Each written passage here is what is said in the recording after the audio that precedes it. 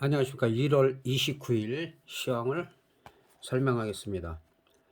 글로벌 시장은 지금 일단 다우지수 기준으로 보면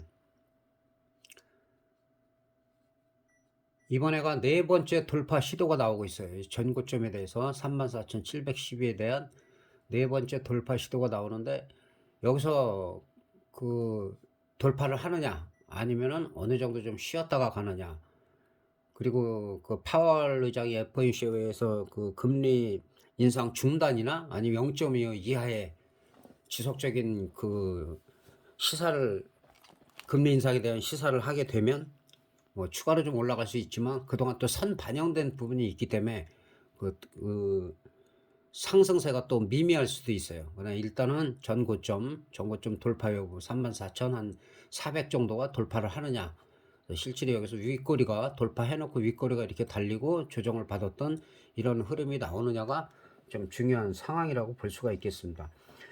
글로벌 시장은 다른 거 없어요. 지금 FOMC 같은 경우는 이제 그 파월의 입에서 금리 인상 중단을 하느냐, 근데 그런 조짐들이 지금 글로벌 시장에서 많이 보이고 있고, 캐나다 같은 경우는 처음으로 좀 금리 인상 중단을 발표했어요. 그리고 G7 같은 경우는 금리 인상 중단을 하겠다는 그 시사를 했어요. 그런 상황이기 때문에 좀 고무적으로 볼 수가 있다. 그래서 우리 시장 같은 경우도 미국 시장에 비해서 많이 못 올라갔었는데, 지금 그 다우지수가 미리 올라가서 지지부진한 사이에 우리는 외국인들의 강력한 매수에 힘입어 가지고 뭐 하루에 거의 뭐 9천억 1조 가까이 매수함으로써 지금 지수를 끌어올리고 있는데, 여기서 보면은 삼산에 해당되죠. 삼산에 해당되기 때문에 삼산일 때는 일단은 쉬었다 가는데, 만약에 이거를 돌파했을 때는 또 지난번에 이런 그 표시된 중요 부분 저항대를 돌파 시도가 나올 수도 있다. 지난번에도 말씀드렸지만 일단은 2,500, 우리나라 같은 경우 2,500 돌파 여부, 그 다음에 2,550 정도, 2,600 정도, 그렇게 저항선이 설정되어 있습니다. 그리고 지금 항상 이 갭이 중요한데, 이 갭이 이렇게 크게 떴거나 개파락을 했을 때는 이 갭이 지지가 되면 돼요. 이 갭이 지지선이다. 이 갭이 정확한 지지선이기 때문에 좀 밀리더라도 뭐 그렇게 겁낼 거 없이 이 갭이 떨어지지 않는 한 이 자리가 지켜진다면 또 재차 상승이 나올 수 있는 그런 분위기입니다. 그래서 금리 인상이 가장 중요하고, 그다음에 여러 가지 중요한 경제 지표, 뭐 고용 지표라든지 뭐 PMI 지수라든지 여러 가지 지수가 많이 있기 때문에, 그런 지수들은 그냥 한 하루 이틀 정도 영향을 미치고, 그 분기별로 다음번에 대한 기대감, 그런 것들이 중요하다. 그런데 매파들이 또 강력하게 또 금리 인상을 딱 중단하지 않고 이러면서 말장난이죠. 말꼬를 애매하게 만들면은 또 거기서 또 충격을 받을 수가 있다는 거고, 단기적으로는 이렇게 많이 올라가면 또 이렇게 조정을 받듯이, 현재로서는 이 고점 혼마문의 이사가 말한 삼산에 해당되기 때문에 약간 눌릴 수도 있다. 근데 이거를 돌파했을 때는, 돌파해서 한 25,000, 2,550 정도 이상이 올라갔을 때는 오히려 또 더 강력하게 올라갈 수가 있어요. 이 정도까지. 한 2,600대까지는. 그래서 일단은 지난번에도 말씀드렸지만, 우리 시장은 이게 뭐 얼마 가겠다, 2,700 간다, 3,000 갔다, 뭐 작년에 그래다 다 폭망했죠. 증권사 예언 다 틀렸고. 그래서 지난번에 제가 말씀드린 거는 2,500을 넘어가서 지지가 된 다음에 그 다음 거를 얘기를 해라. 그 다음에 100단위로 보면 되니까 2,600, 2,700 이렇게 보면 되니까, 그거를 미리부터 뭐 얼마까지 간다 그렇게 얘기하는 거는 옳지 않습니다. 그래서 우리 시장도 업종은 많이 올라갔고, 그다음에 이제 선물 옵션으로 넘어가겠는데, 지금 선물 옵션 같은 경우는 이제 개인이 처음으로 하시는 분들도 이제 상담을 몇 번 했어요, 지난주에도. 근데 이제 무슨 책을 보냐, 어떻게 하면 되냐 말씀을 많이 하시는데, 간단하게 말씀드리면, 지난번에 영상, 오늘 올리기 전에 영상을 옵션 하시는 분들은 참고하시면, 대박이 어떤 흐름으로 터지느냐, 그 10년 넘게 분석한 거에서 몇 개를 제가 발췌해서 이런 식으로 터진다는 걸 올렸습니다. 그래서 혹시 못 보신 분이 있으면은 참고를 하시고, 그리고 파생을 처음 하시려는 분들은 항상 주의를 해야 돼요. 그 양날의 칼인데 이 칼이 주식 칼하고 달라요. 이거는 모든 걸 다 망칠 수가 있고 엄청나게 또 벌 수도 있고, 그러나 크게 벌 수 있는 확률이 더 작다는 거. 반대로 우리나라가 세계 1위의 거래량일 때는 일반적으로 거래량이 1년에 얼마 되겠냐 하면은 대부분이 뭐 몇 조? 뭐 이 정도로밖에 얘기 못 해요. 몇 조? 뭐 몇십 조? 근데 실제로는 일경 뭐 한 4천 조가 됐어요. 어마어마하기 때문에 거기서 뭐 예를 들어 갖고 뭐 공부를 잘해 갖고 나이가 젊으신 분들은 30대 40대는 뭐 40년 50년 그 이상을 손가락만 깔딱거리면 할 수가 있는데 급하게 하려고 하니까 안 되는 거니까 좀 차분하게 해 갖고 잘 안 될 때는 좀 쉬면서 분석을 더 많이 하고 글로벌 시장 흐름을 잘 보면서 그 시황을 어느 정도 한 60, 70% 정도는 그래도 예측을 할 수가 있어야 돼요. 그런 분들은 옵션을 바로 하면 안 돼요. 옵션은 변동성이나 프리미엄 감소하는 게 워낙 공부를 좀 많이 해야 되겠고 시간이 필요하기 때문에 일단 선물로 하시라는 거. 선물은 우량주 200개를 사고 파는 거기 때문에 다른 레버리지보다도 오히려 나아요. 올라가고 내려가는 것만 맞추면 되니까 주식은 섹터를 구분해야 되고 거기서도 어떤 업종이 또 어떤 주식이 또 먼저 가고 대장주가 있고 뭐 이등주가 있고 복잡하기 때문에 올라가고 내려갈 거, 올라갈 것 같다, 내려갈 것 같다, 그 정도 시황을 볼 줄 아신다 하면은 오히려 선물을 하시되 매매를 먼저 하지 마시고 모의 투자를 금액을 많이 설정하지 마세요.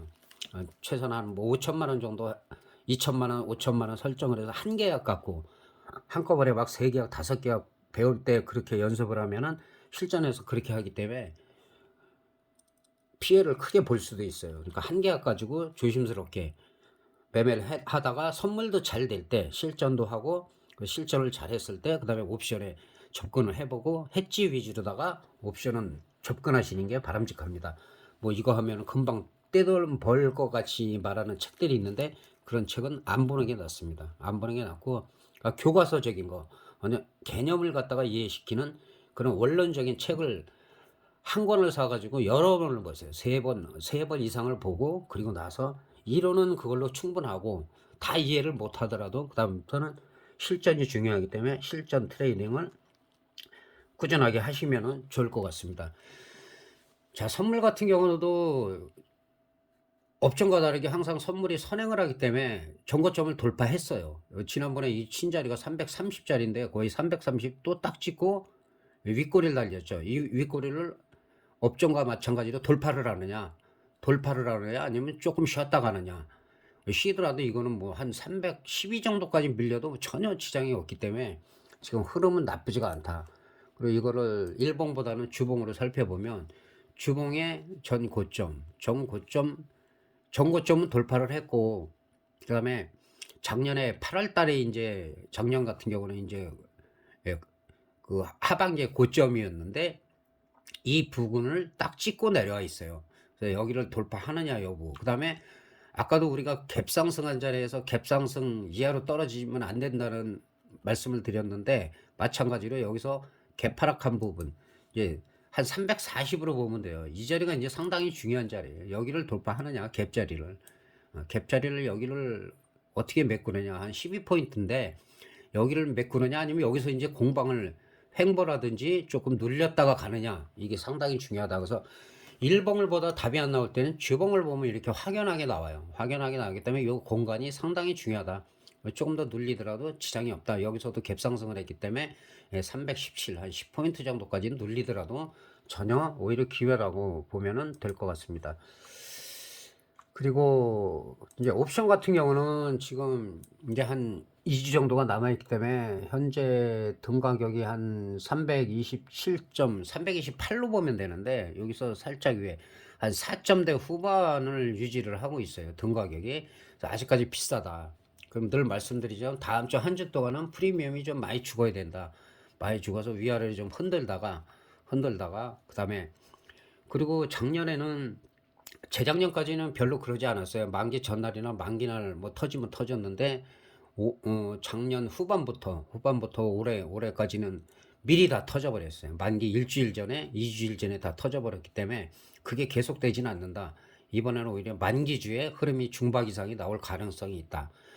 그리고 차월물 같은 경우도 차월물이 지난달에 차월물이죠. 상당히 많이 올라간 상태이기 때문에 일단은 분봉으로 살펴보겠습니다. 30분봉으로 저점에서 워낙 많이 올라갔어요. 120분봉, 예, 저점에서 보면은 선물 같은 경우도 많이 올라갔고, 그다음에 옵션 같은 경우도 0.03이 뭐 이 정도까지 올라갔으니까 이것도 이제 차월물도 한 뭐 10,000% 이상이 터진 상태잖아요. 그렇기 때문에 여기서 막 엄청나게 가지는 않는다. 여기서 엄청나게 가기보다는 이것도 좀 많이 눌려야 된다는 거. 그래서 항상 우리가 최대한 얼만큼 터졌는지도 알아야 된다.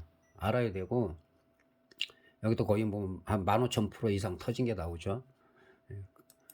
그 무지막지하게 그 지난달 거 같은 경우는 27,750%가 터졌고, 그리고 이번 달 거도 335 같은 경우는 0.01에서 2.64니까 26,400%가 터진 거예요. 그러나 이런 종목들은 이렇게 터트리고 휴지가 되는 경우가 많다고 제가 지난번 영상에 올렸기 때문에 그런 부분은 좀 조심해야 됩니다. 조심해야 되고, 현재는 등 가격에서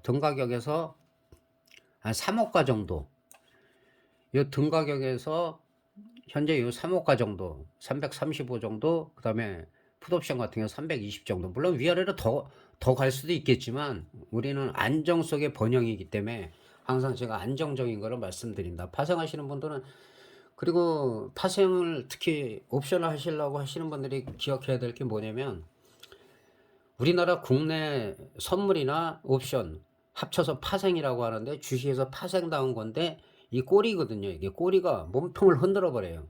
그러니까 선행하기 때문에, 선행을 하고 선물로다가 지수를 많이 끌어올렸다 내리기 때문에 주가가 그 영향을 받을 수밖에 없다. 200개의 우리나라 우량주를 갖다가 대상으로 하기 때문에, 그래서 주식하시는 분들도 선물을 알아야 돼요. 선물을 알면, 아, 선물이 먼저 움직이는구나. 그럼 내가 우량주를 사도 되겠구나. 아니면은 테마주를 사야 되겠구나. 그런 걸 미리 알고 대응을 하시는 게 좋습니다. 그래야지 도움이 많이 되고. 그래서 콜옵션 같은 경우는 현재는 이제 지나치게 올라갔다. 지나치게 올라갔기 때문에 어느 정도 좀 눌렸다가 갈 때를 기다리는 게 낫다. 풋옵션 같은 경우도 한 3호가 320 정도인데 아직 바닥이 확인 안 됐죠. 계속. 그러니까 지난번에 고배당 터질 때 보면은 계속 바닥이 확인이 안 됐어요. 이거는 30분 봉으로 살펴보는 게 더 난데 계속 떨어지고 있잖아요. 이게 바닥인 것 같은데 올라가려면 여기서 이탈을 안 해야 되는데 그대로 밀리고, 또 올라가는 척에다 또 밀리고, 여기까지는 사실은 만약 약간만 갭이 뜨든가 밀리지 않아도 이게 크게 갈 수가 있는 상황에서 또 개파랗게 해갖고 더 떨어지고, 아직도 바닥이 확인이 안 됐어요. 바닥이 아직도 확인이 안 됐기 때문에 풋옵션이 바닥이 확인하려면은 이 다음 주 일주일 내에 나올 수도 있고, 그럴 때는 한번 들어가 볼 만하다. 그러나 이제 이 파생이라는 게 레버리지가 워낙 크니까 여러분들이 주식을 하면은 뭐 20% 30% 올라가면 와 대단하다 하는데, 그 옵션은 아니잖아요. 하루에도 100% 200% 300%뭐 쉽게 나오고, 그다음에 터졌다 하면은 뭐 1000% 이상이 10번 이상인데 그 중에서 뭐 3000% 5%. 그러니까 올해 1월 달에는 27,750%가 터졌기 때문에 올해 만만치가 않다. 예를 들어서 한두 달 안 터진다 그러면 세 번째 달에는 거의 터질 확률이 높아요. 그럴 때는 이제 양매수를 해야 되겠죠. 어디로 갈지 모르니까. 그리고 이제 국내 선물이나 옵션을 잘하면은 사실은 다른 거 할 필요가 없어요. 근데 주식해도 안 되면은 이게 억울하거든. 돈을 빨리 찾기 위해서 레버리지가 큰 거, 뭐 곧버스도 하고 레버리지 투자도 하고 하다 보면은 거기서 또 깨진단 말이에요. 국내 선물에서 안 되면은 이제 아주 큰 옵션으로 가자. 그래서 옵션으로 가서 그게 안 되면 이제 해외 선물로 가요. 해외 선물로 가서 해외 선물도 예를 들어 내가 잘하는 게 FX다. 뭐 원달러 환율이다 그러면 그것만 하고, 예를 들어서 뭐 딱 정해서 해야 되는데 환율도 여러 가지가 있잖아요. 수십 가지가 있고, 거기서 안 되면은 또 골드로 가고, 골드에서 안 되면은 또 오일로 가고, 그러다 보면은 자기가 제대로 아는 게 없어요. 한 가지 두 가지라도 한 우물을 파야지 거기에 대해서 이게 어디까지 눌려도 이 정도는 갈 수 있겠다. 이 정도에서 반등이 나올 수 있겠다. 그래서 이거저거 왔다 갔다 하다 보면 결국은 안 된다. 그런 비트코인 가상화폐까지 가고 결국에 가서는 아무것도 되는 게 없어요. 그래서 사실은 국내 선물 옵션을 잘하면 다른 거 할 필요가 없어요. 선물만 하더라도 올라가고 내려가는 것만 제대로 알면 되고, 그게 안 됐을 때 옵션으로 만약에 해지를 한다. 100만 원 어치면 한 계약 했을 때 50만 원, 100만 원만 해지를 해도 어느 방향이 가도 손실을 안 보고, 또 그러다가 예를 들어서 푸시던 콜이든 크게 올라갈 때는 그쪽에다 비중을 실어주면 돼요. 그거를 1년에 몇 번만 잘 맞추면 되는데 1년 예를 들어서 개장하는 시간에 한 달에 뭐 20거래면 20거래를 계속 해갖고 200 몇십 일 동안 매일 수십 번의 단타를 친다 하면은 돈 절대 못 봅니다. 그냥 주식 단타 치는 게 낫고, 뭐 하루에 2번을 하든 3번을 하든 3번 미만, 많이 해봐야 잘 될 때 5번 미만, 그 다음에 일주일에 2-3번 해도 괜찮고, 아 내가 이때다 노리는 게 만약에 상승이다 그러면은 선물 매수 콜옵션, 그 다음에 떨어질 것 같다 그러면은 선물 매도 풋옵션. 옵션은 매도는 개인들한테 제한이 많아요. 많이 금액에 비해서 많이 살 수가 없기 때문에, 그리고 손실이 무한되기 때문에 당일 매매는 괜찮아요. 매도로. 근데 그거 할 바에는 어차피 그걸 볼 줄 안다면은 선물 매수하면은 콜옵션, 그 다음에 선물 매도를 하면 떨어지는 쪽이니까 풋옵션 해서 그 정도 비중을 갖다가 그 대신에 뭐 한 개씩 연습을 해도 괜찮아요. 한 개씩 하면 한 틱의 옵션이 2,500원이니까 틱에 부담이 없어요. 그게 자신 있을 때 2개씩, 5개씩만 해도 하루에 몇십만 원이 왔다 갔다 하기 때문에 그 작은 게 아니에요. 그 대신에 승수가 옛날에는 50이었을 때는 선물 1포인트에 50만 원이었는데 지금은 25로 줄었기 때문에 25만 원이에요. 그래서 좀 부담이 없어요. 개인들이 선물하기도. 예, 그래서 선물을 하되 예를 들어서 내가 5천만 원 있다 해도 계약수가 뭐 7, 8개 이상 지수에 따라 다르니까 뭐 10개까지 나온다 하더라도 무조건 처음에는 한 계약으로 하라는 거. 한 계약으로 해서 최소한 2포인트 이상 상승을 해가지고 오버나잇을 해서 2, 3일 갔는데 더 치고 나갈 것 같을 때 추가 매수를 해야 돼요. 처음부터 막 2계약, 5계약 이렇게 하니까 안 되는 거예요. 일단은 내가 들어간 게 파생이라는 게 손실을 보면 이게 판단이 제대로 안 서요. 멘붕에 빠지거든요. 오래되신 분들도 아실 거예요. 뭐 옵션 하다 보면 뭐 1,000만 원, 1억, 뭐 그 이상 10억도 버신 분은 제가 아는데 결국은 관리를 못한 사람들이 많아요. 그래서 수익을 한번 올렸을 때는 무조건 쉬어라. 쉬고 뭐 일주일이면 어떻고 한 달이면 어떻고 패턴을 내가 원하는 패턴이 왔을 때, 매수를 좋아하시는 분은 매수 쪽이 패턴이 왔을 때, 매도가 좋아하시는 분은 매도 패턴이 왔을 때 가급적이면 해지를 해가면서 선물과 옵션을 같이 합성 전력으로 매매를 할 때 효과가 극대화될 수 있다는 거 이렇게 말씀드릴 수가 있겠습니다. 그래서 말을 좀 빨리 하는 거는 또 너무 시간이 길면 싫어해요. 싫어하기 때문에 뭐 한 15분 안팎으로, 예, 많이 길어야 20분, 예, 그 정도가 예, 적당할 것 같아서 좀 말이 제가 좀 빨리 하고 있습니다. 그래서 지금 이 상황을 보면 여기서는 바닥이 만들어졌죠. 딱 쌍바닥이죠. 근데 쌍바닥이 만약에 갭으로 떨어진다든지 하락을 하면 이거는 바닥이 아니에요. 풋옵션 아직 아니에요. 최소한 이 정도 한 3시간 이상 그 횡보가 나와서 상승이 나와야 돼요. 상승이 긴 장대 양봉이 나와야지만 그 상승이 가능하다. 올라가다가 힘없이 좀 무너진다, 이렇게 쌍봉을 그리면서 무너진다, 이때는 무조건 매도를 해야 돼요. 그래서 일단은 바닥이 아직 풋옵션은 만들어지지 않았다. 현재 콜이 강하냐 풋이 강하냐 그거를 거의 제가 초반에는 그 주초반이나 이런 건 거의 틀려본 적이 없는데 아직은 분위기가 이제 상승해요. 아직은. 이게 이제 언제 꺾이느냐 그거는 이제 계속 차트를 갖다 매매하시는 분은 1분봉 같은 거 보지 마시고 5분봉을 보는 게 적당해요. 5분봉을 여기서 만약에 봤다 그럼 이 정도에서 뭐 매수를 하면 잠깐이라도 수익을 올리죠. 근데 한 추세를 좀 중간적으로 본다 그러면 30분 봉도 보시고, 30분 봉이 좀 정확성이 높아요. 이렇게 지지부진할 때는 사실은 매매하면 안 되죠. 단타 조금씩. 그 다음에 이제 뭐 120분 봉도 보고 60분 봉도 보고.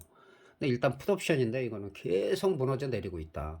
이렇게 반등 나왔다가도 무너지기 때문에 이 반등도 여기를 이탈하면 더 많이 빠진다. 그러면 이 자리를 이탈했을 때는 무조건 반대쪽 콜옵션을 매매하면 돼요. 단타라도. 근데 이거 여기에 집착을 하면 물린 거는 내비두고, 그래서 비중을 너무 많이 실으면 안 된다는 거 그렇게 아시면 될 것 같습니다.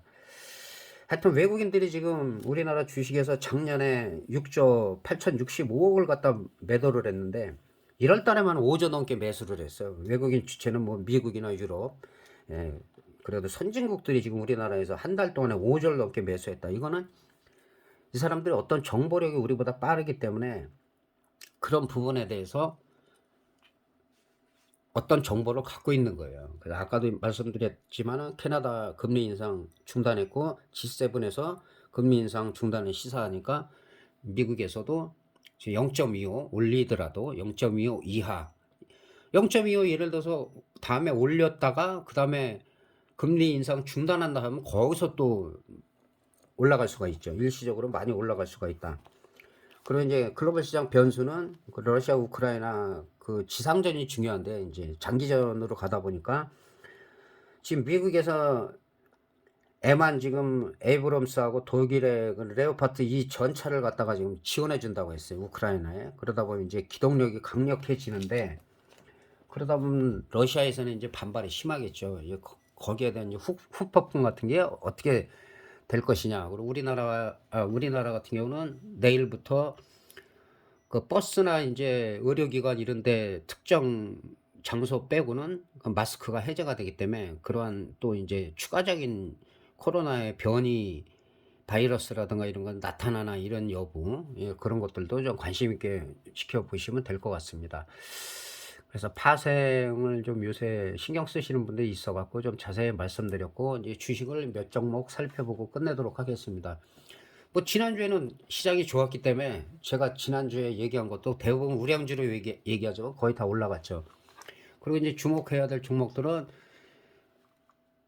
그 대우조선해양인데 이런 종목들은 자, 오랫동안 빠졌죠. 4만 원대에서 반토막 났어요. 반토막 나갖고 지금 주봉상으로 봐도 올라가고 있는데 일단은 고점에 26,000원이기 때문에 26,000원 돌파 여부가 중요하다.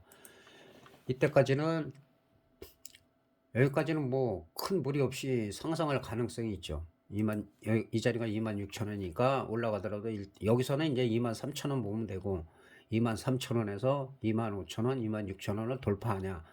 그 이 정도 가다가 눌렸다가 크게 빠지지 않으면 그 자리가 매수 자리다. 매수 자리로 볼 수 있다. 지나치게 반토막 난 종목이기 때문에 예, 오스탐 임플란트 같은 경우는 이거는 지난번에 제가 이걸로 설정을 해두고 말씀을 드리려고 했는데 좀 늦었어요. 늦긴 했는데 그냥 갭상승을 여기서 좀 크게 했네요.